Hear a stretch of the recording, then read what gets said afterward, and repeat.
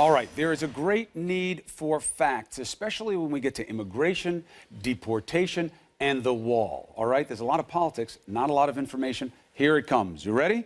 A 2015 Pew Research study concluded that more Mexicans are actually leaving the United States than entering. Why? Better economic conditions, in large part because of NAFTA in Mexico, also because it's gotten a little bit harder to stay in the United States over the years because of all the enforcement. What about the non-Mexicans coming over the border? A subsequent Pew study found that after decades of rapid growth, the number of undocumented immigrants living in the U.S. has leveled off since 2009, indicating that while immigrants are coming here at higher numbers from places like Central America, people are not pouring over the border.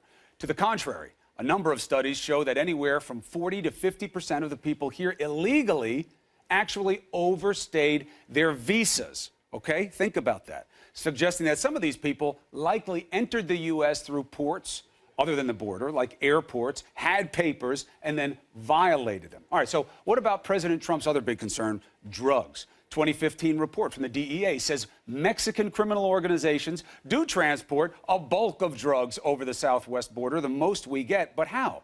Through ports of entry, using passenger vehicles or tractor trailers, meaning that most drug smuggling takes place at border crossings and not with big backpacks, with bigoted references to people with cantaloupe calves that we've heard in our politics. That's not the reality. Despite this, President Trump's supporters note that the wall is just one component of the president's immigration plan. Another key factor is deportation of undocumented immigrants who commit crimes. That's everybody's priority. Trump has really pounded on the need. Homeland Security statistics give us a story.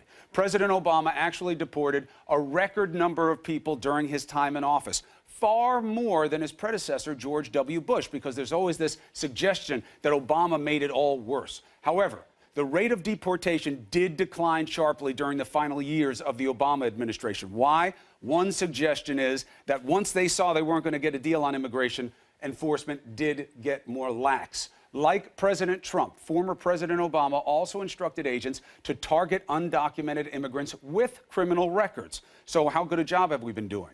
A 2016 Department of Homeland Security report shows agents complied, noting that, quote, an increasing percentage of those deported from the interior of the country, were convicted of serious crimes. More than 90% in 2016. The Bush era, 2009, 51%.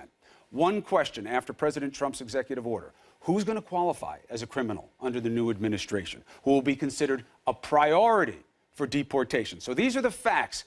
Poppy, I know it's a lot of information, but people need to have it to understand the entire conversation.